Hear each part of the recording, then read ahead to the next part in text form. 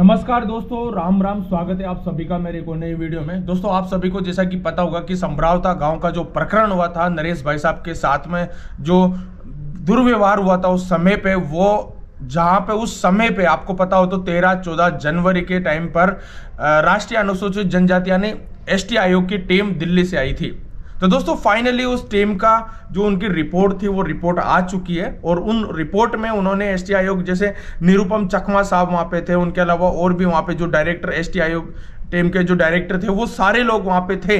तो उनकी जो टीम थी वो टीम की जो रिपोर्ट है, तो रिपोर्ट में क्या क्या चीजें हैं आज मैं वो वीडियो में ये सारी चीजें पूरा का पूरा मैं आपको बताऊंगा। और नंबर दूसरी बात, इस वीडियो में आपको ये भी देखने को मिलेगा कि बहुत सारे मेरे भाई और बहुत सारे लोग कंटिन्यू बार बार नरेश भाई साहब के लिए पूछते कि भैया कैसा, अब कब तक क्या सीन है, कोई नई अपडेट है क्या, नहीं है क्या है, कब तक आएंगे भाई साहब, वो सारी चीज़ इस वीडियो में देखने को मिलेगी। तो दोस्तों, वैसे तो मैं थोड़ा सा बता देता हूँ, मैं इंडिया टूर के लिए मैं निकल चुका हूँ अभी, और अभी मैं हूँ उत्तराखंड शहर में। उत्तराखंड शहर से मैं पूरा भारत एक्सप्लोर करूंगा, लेकिन जैसे ही भाई साहब आएंगे तो उनसे मैं 5 दिन पहले ही मैं वहाँ पे पहुँच जाऊँगा। और उसके बाद में भाई आप ये सारी चीज़ें भी देख सकते हो इंडिया टूर में, आप जितने भी, क्योंकि भारत के पूरे नॉर्थ इंडिया के पूरे वहाँ के जो गाँव हैं, उधर के जो लोग जो बैकवर्ड एरिया में रहते हैं, उधर के लोग जो कच्चे कच्चे घरों में पहाड़ों में कैसे रहते हैं, उनके साथ में बहुत ज़्यादा परेशानियां होती हैं, तो वो सारी चीज़ें भी वीडियो में देखने को मिलेगी। तो दोस्तों, बने रहना वीडियो में, और वीडियो को शुरू करते हैं। चलो चलते हैं, लेट्स गो। तो दोस्तों, सबसे पहले तो अपन बात करते हैं राष्ट्रीय अनुसूचित जनजाति टीम जो आई थी, उनका जो एक्चुअल में जो उनकी रिपोर्ट थी, रिपोर्ट में आपको थोड़ा सा बता देता हूँ, यहाँ पे आपको पढ़ने को भी मिल जाएगा। यहाँ पे है राजस्थान राज्य के टोंक जिले विधानसभा क्षेत्र देवली उनियारा के उपचुनाव के दौरान समरावता गांव में घटित घटना।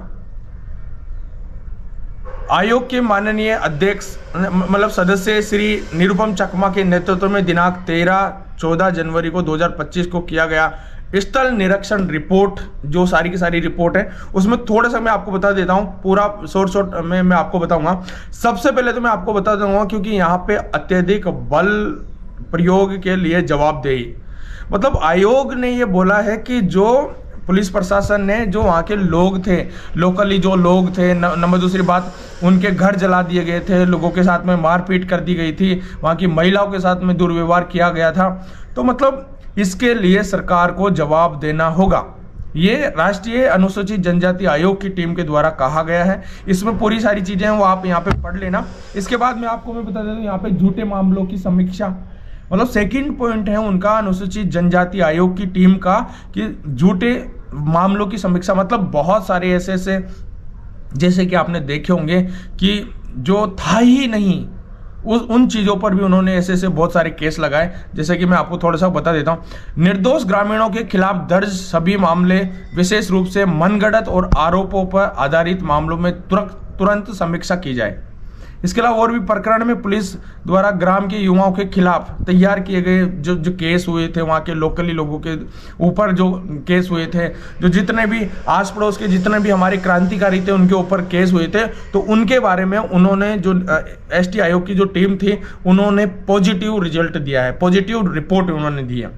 कि जो उनके ऊपर जो केस थे वो झूठे मनगढ़ंत केस बनाकर उनको जबरदस्ती अंदर डाल दिया गया है। उसके अलावा मैं आपको थोड़ा सा बता दूं, यहाँ पे प्रशासनिक लापरवाही और लंबित मांगों का समाधान। तीसरा पॉइंट है कि प्रशासनिक लापरवाही, मतलब इसमें यह है कि जैसे कि मतलब यहाँ पे समरावता गांव के अलावा और भी 27 यानी 27 गांव और भी थे, जिनकी जो मांगों को लेकर वो बार बार मतलब बोल रहे थे कि नहीं, हमारी तहसील को उनियारा जोड़ा जाए, हमारी तहसील को उनियारा जोड़ा जाए, लेकिन उन मांगों में लंबित यानी बहुत ज़्यादा देरी कर दी गई है, ना कोई उनकी सुनवाई हुई है, बिल्कुल भी उनके साथ में बहुत बड़ा अन्याय जो इतने टाइम से हो रहा था। तो इस चीज़ के लिए भी मतलब एसटी आयोग की टीम ने बोला है कि इस मामले की भी तुरंत सारी चीज़ें ये हो, और तुरंत इनको जो तहसील जैसा भी यहाँ पे उनियारा लगाना है, तो वो सारी की सारी चीज़ें तुरंत जो डॉक्यूमेंट्स में, वैसे तो मैं आपको बता देता हूँ क्योंकि तहसील उधर जैसे जितने समरावता गांव है उसके अलावा 27 गांव थे, तो उन सभी की तहसील लग चुकी है, लेकिन भाई अभी वो डॉक्यूमेंट्स में वेरीफाई नहीं हुई। जिस हिसाब से मैं देख रहा हूँ उसके रिपोर्टिंग के, ये रिपोर्ट है उसके अकॉर्डिंग, तो वो भी जल्दी से जल्दी लागू की जाए। उसके अलावा यहाँ पे 4th पॉइंट है प्रभावित परिवारों के लिए पूर्ण आवास और मुआवजा। इसका मतलब ये है कि जो समरावता गांव के लोगों के द्वारा जो अत्याचार हुआ था, जो उनके चारे जला दिए गए थे, उनके घर फोड़ दिए गए थे, उनके नुकसान कर दिया गया था, उनके घरों पे जितने भी नुकसान, उनकी टीवी, फ्रिज, दुनिया भर के सारे कांच और टीन सेट या जो भी उनका नुकसान हुआ था, उनका तुरंत मुआवजा देने के लिए एसटी आयोग की टीम ने बोला है कि पुलिस कार्रवाई के कारण घायल हुए चल अंचल संपत्ति को नुकसान का तुरंत समाधान और वित्तीय मुआवजा दिया जाए जल्दी से जल्दी। तो एसटी आयोग की टीम ने ये बोला है कि अभी तक मैं जिस हिसाब से देख रहा हूँ, वैसे मैं नाम नहीं लूंगा, बहुत सारे नेता ऐसे बोल रहे हैं कि नहीं मैंने ये कर दिया, मैंने वो कर दिया, मैंने उनको मुआवजा दिला दिया। अरे भाइयों, अभी समरावता गाँव के लोगों को मुआवजा ही नहीं मिला। जो भी लोग आप देख रहे होंगे, अभी तक जितने भी हमारे समरावता गांव के लोगों का नुकसान हुआ था ना, अभी तक उनको मुआवजा नहीं मिला, जितनी मेरी नज़र में मेरे को पता है। और भी कोई अपडेट हो तो आप कमेंट बॉक्स में जरूर बताना, क्या मुआवजा मिला है या नहीं मिला। मेरे को जितना पता है तो अभी तक नहीं मिला मुआवजा।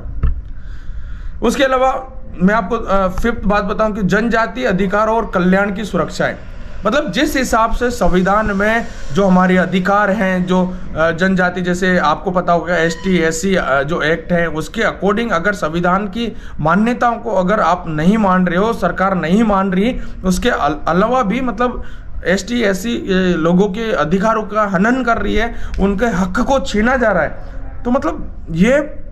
संविधान के खिलाफ है। तो इनके लिए भी एसटी आयोग की टीम ने बोला है कि उन जो संविधान के खिलाफ चीज़ें चल रही है उनको भी जल्दी से जल्दी ठीक की जाए। दोस्तों, फाइनल में उनका एक निष्कर्ष है, उनका एक मोरल उन्होंने बताया है कि आयोग सिफारिश करता है कि इन अनुशंकाओं को शीघ्र लागू किया जाए ताकि न्याय सुनिश्चित हो। इसके अलावा जनजातीय अधिकारों की रक्षा हो, ऐसी घटनाओं की पुनरावृत्ति नहीं हो, मतलब पुनरावृत्ति होने से बिल्कुल रोके। जनजाति समुदाय की गरिमा, सुरक्षा, कल्याण की प्राथमिकता दी जानी चाहिए, जिसे क्षेत्र में दीर्घकालिक शांति एवं स्थिरता बनी रहे। उसके अलावा राज्य सरकार और जिला प्रशासन द्वारा की गई कार्रवाई की रिपोर्ट राज्य सरकार को 30 दिनों में अंदर अंदर भेजना है। तो कहने का मतलब ये है कि राष्ट्रीय एसटी आयोग की जो टीम आई थी, उन्होंने जितने भी ये चीज़ें उन्होंने की है। इनके अलावा अभी दूसरी रिपोर्ट में आपको बताऊंगा कि नरेश मीणा जी को रिहाई को लेकर जो एक्चुअल में उनके अलावा जो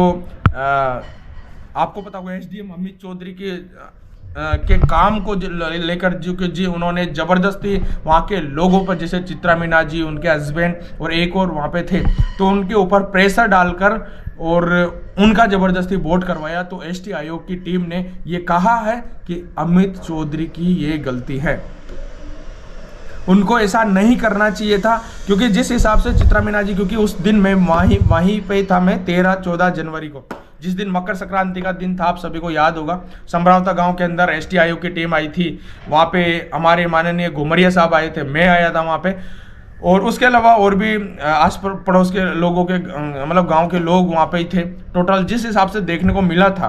तो उस दिन चित्रा मीणा जी और जितने भी वहाँ के लोग थे, तो उनसे पूछा गया था कि किस टाइप से ये सारी चीज़ें हुई है, क्या मतलब तुम्हारे साथ में क्या क्या हुआ था। तो उस हिसाब से उन्होंने कहा था, जो बताया था, तो मेरे हिसाब से तो मैंने जो देखा है, रिपोर्ट देखी है, तो एसटी आयोग यानी राष्ट्रीय अनुसूचित जनजाति टीम आयोग ने बहुत अच्छा पॉजिटिव रिपोर्ट अपने को दी है। और उनका ये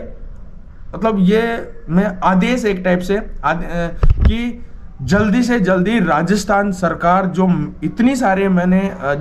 एसटी आयोग ने जो इतने सारे रूल रेगुलेशंस, इतनी सारी जो मांगे निकाली है, उन पर जल्दी से जल्दी एक्शन लिया जाए। 30 दिन के अंदर अंदर उनको रिपोर्ट भेजकर वहां पे भेजना होगा।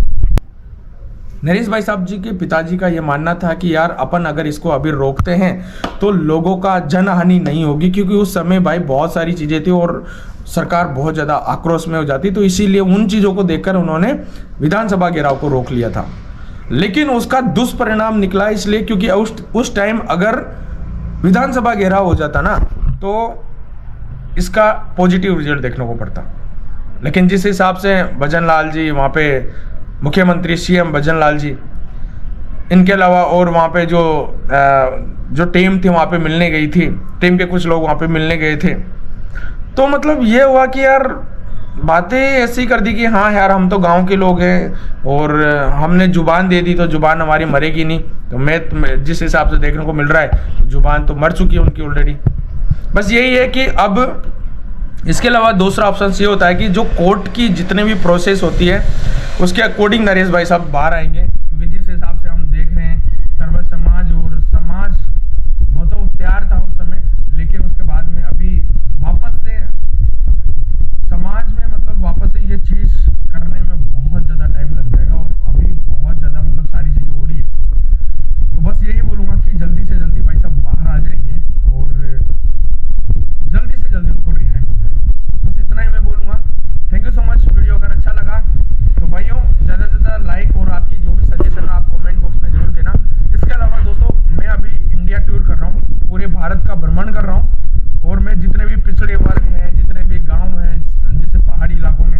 उनके साथ में जो बहुत सारे ऐसे होते हैं कि उनके अधिकारों को हनन कर दिया जाता है ना, वो सारी चीज़ें मैं इस वीडियो में मैं आपको दिखाऊंगा कि कैसे वो लोग रहते हैं, उनकी लाइफ स्टाइल कैसी है, वो लोग खाने के लिए अपनी जीविका चलाने के लिए क्या वो कौन कौन से काम करते हैं। नंबर सेकंड बात, उनकी जो जिंदगी है उसमें कितना कष्ट है, कितना स्ट्रगल उनकी ज़िंदगी में, तो बहुत सारी चीज़ें आपको वीडियो में देखने को मिलेगा। अभी सबसे पहले तो मैं केदारनाथ धाम वहाँ पे जाऊँगा, उत्तराखंड में केदारनाथ धाम, जहाँ पे सबसे पहले मैं दर्शन करूँगा। उनका पट खुलने वाला 2 मई को, और पट खुलने के बाद में वहाँ पे दर्शन करने के बाद में सीधा वहाँ के आसपास के जितने भी उत्तराखंड के गाँव हैं, उत्तराखंड के गाँव में जाऊँगा, हिमाचल के गाँव में जाऊँगा, फिर जम्मू कश्मीर के गाँव में निकल जाऊँगा। और जैसे ही भाई साहब आएंगे उससे 5 दिन पहले मैं वहाँ पे पहुँच जाऊँगा। तो जितने भी मेरे भाई जुड़े हुए हैं मेरे से, तो भाई उनको एक ही बात बोलूँगा कि आप सभी ने बहुत सपोर्ट दिया, बहुत प्यार दिया भाई साहब के लिए। हमेशा आपने मतलब वो मैंने देखा है, आपका जो जज्बा आपका मैंने देखा है, आपका जो गुस्सा मैंने देखा है, हमेशा मर मिटने के लिए तैयार आप थे, ये चीज़ मैंने देखा है। बहुत बहुत धन्यवाद। और मेरे समाज के जितने भी युवा साथियों से भी मैं बोलना चाहूँगा कि ये जोश हमेशा ऐसा ही बने रहे। तो थैंक यू सो मच।